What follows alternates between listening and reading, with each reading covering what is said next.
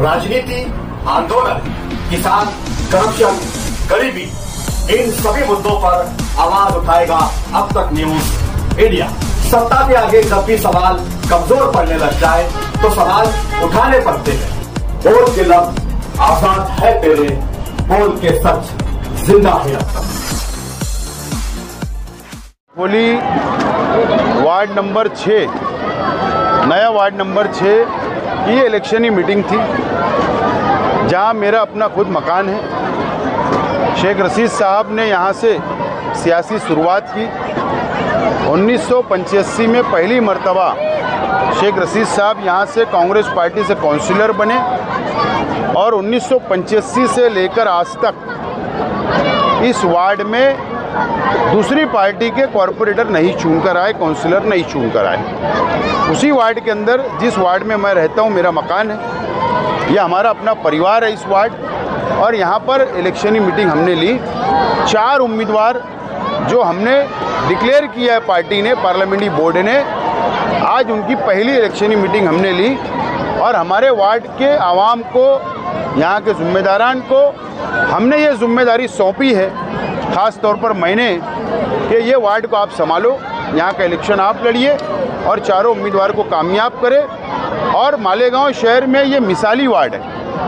आवाम, शहर की आवाम में जब बातें होती है सियासी, या कौन सा वार्ड सबसे बेहतर है, तो यहाँ की मिसाल दी जाती है। ये वैसा वार्ड है और ये वार्ड को और डेवलप करने का वादा मैंने आज की मीटिंग में हमारे अपने वार्ड से की आवाम से किया हूँ।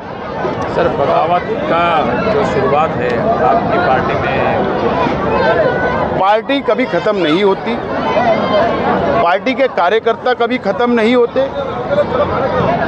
पार्टी कल भी मजबूत थी, आज भी मजबूत है और पार्टी मजबूत है, इसीलिए एक 2-4 बगावत हो रही है। तो ये सिलसिला ये नया नहीं है मालेगांव के लिए। पूरे मुल्क के अंदर जहाँ भी इलेक्शन होते हैं वहाँ पर थोड़ी बहुत बगावत होती है। यह सियासत का एक हिस्सा है। इससे कोई अपोजिशन जिस तरीके से इसको रंग देने की कोशिश कर रहा है, तो वो चूक रहा है, गलत रास्ते पे जा रहा है। और मैं उनका शुक्रिया अदा करता हूँ, कम से कम इसी बहाने से मेरी पार्टी का प्रचार कर रहे हैं, मैं उनका शुक्रिया अदा करता हूँ। एमएलए मौसूफ ने कहा कि कुछ लोगों को भेजा जा रहा है हमारी तरफ साजिश के तहत, प्लानिंग के तहत। तो ये जो बगावत हो रही है, क्या ये प्लानिंग है, ये वाकई बगावत है? देखो, बात ऐसी है, मैं तो हमारे शहर के एमएलए मुफ्ती मोहम्मद इस्माइल कासमी साहब से, उनकी बातों से मैं कभी कभी सोचता हूँ कि वो कब क्या बोलते, आज क्या बोलते और कल क्या बोलेंगे, कोई भरोसा नहीं। आप लोगों ने एक प्रेस कॉन्फ्रेंस 2 दिन पहले होती है और वो ये बात का ऐलान करते हैं कि बाहर के लोग आने वालों को हम टिकट नहीं देंगे। और कल जब वो ऐलान करते हैं तो बाहर के लोगों को टिकट दिया जाता है जो हमारे पास से गए, बराबर। नंबर 1। नंबर 2, ये बोलते हैं कि मजलिस की, एमआईएम की यहाँ पर कोई बॉडी नहीं है, बर्खास्त कर दी गई है। और कल बोलते हैं कि बॉडी है, सदर बैठे। तो एमएलए साहब की बातों को बहुत ज़्यादा सीरियस लेने की ज़रूरत नहीं है। वो इस तरीके की बातें पलटते रहते हैं, वो बहुत ज़्यादा मैं सीरियस नहीं लेता हूँ। कि हमारा मुकाबला सीधा फिरका परस्तों से है।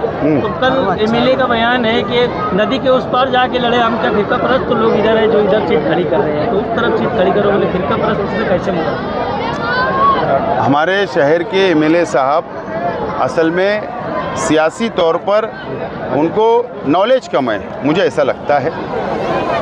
शहर का 58 से 60 सीटें मालेगांव सेंट्रल असेंबली और थोड़ा सी बाइये के हल्के में आती है।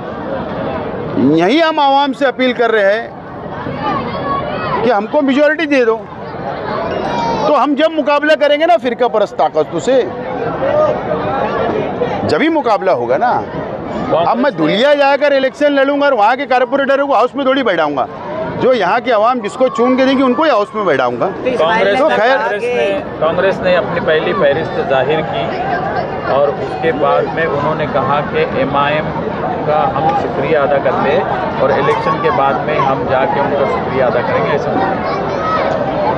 मुझे ऐसा उसके ऊपर उनका अंदरूनी मामला है, उनकी बात चल रही थी, इत्तेहाद की बात चल रही थी, ना जाने इत्तेहाद क्यों फेल हो गया, ये तो बहरहाल वही उसका जवाब दे सकते। लेकिन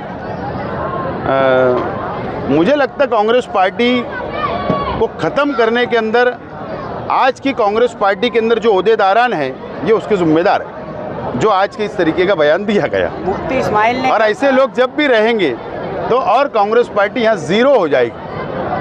मुफ्ती इस्माइल ने कहा कि हम अच्छाई बुराई पर चुनाव लड़ेंगे। आप किस मुद्दे को लेकर? वेलकम। अगर शहर के MLA साहब अच्छाई और बुराई पे इलेक्शन लड़ना चाहते हैं तो हमारे तरफ से स्वागत, वेलकम। और क्या बोले, तैयारी हमारी। 2 दिन बचा है, दिखते भी नहीं आज तक।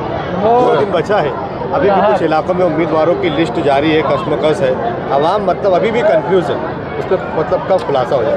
पार्लियामेंट्री बोर्ड जो होता है वो पूरे शहर का सर्वे करता है, ग्राउंड रिपोर्ट लेता है, ज़मीनी हकीकत क्या है, आवाम क्या चाह रही है, उसका पूरा सर्वे आने के बाद ही रिपोर्ट दी जाती है और उसके बाद कैंडिडेट डिक्लेयर किए जाते हैं। ये और पार्लियामेंट्री बोर्ड में मैं नहीं हूँ, पार्लियामेंट्री बोर्ड के अंदर से मैं बाहर हूँ, वही फैसला कर रहे हैं और वही ऐलान कर रहे हैं। रही बात जो दिखता है, हम लोग शेख रशीद साहब की क़यादत में तैयार हुए लोग हैं। हमारा सियासी सफ़र भी, मेरा भी खुद का 25 साल का है, हो चुका है। ताम झाम जो दिखता है उस पर नहीं जाते हुए ताम झाम के पीछे ज़मीन की हकीकत क्या है हम उस पर स्टडी कर रहे हैं, आवाम की राय जान रहे हैं और टिकट फाइनल हो रहे। इंशाअल्लाह AB फॉर्म देने का जो वक्त होता है वो वक्त नॉमिनेशन का जब वक्त ख़त्म होता है उसके 1 मिनट पहले भी दिया जा सकता है। जब तक हो सकता है उम्मीदवार डिक्लेयर हो ना हो। बहरहाल कोशिश हमारी है कि कल या परसों में तमाम ये मामला जो है हल हो जाए। कुछ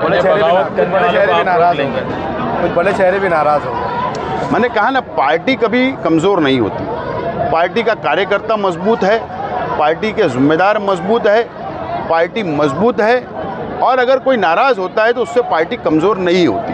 क्या आप उनको मनाने की कोशिश करेंगे? मनाने की कोशिश करेंगे आपको जो जिम्मेदार नाराज़ हो गए? ऐसा है कि ये बातें बाहर बोलना मुनासिब नहीं है।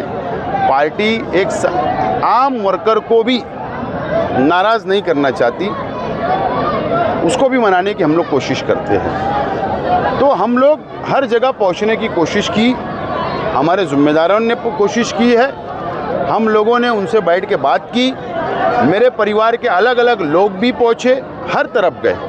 लेकिन जब अगर किसी ने मिजाज बन चुका है बगावत का तो उसको मैं भी नहीं रोक सकता और कोई नहीं रोक सकता। तो हम हमारा फ़र्ज़ निभा रहे हैं, हम हमारा फ़र्ज़ और ज़िम्मेदारी निभा रहे हैं, उसके बाद ही कैंडिडेट की यादी डिक्लेयर हो रही है।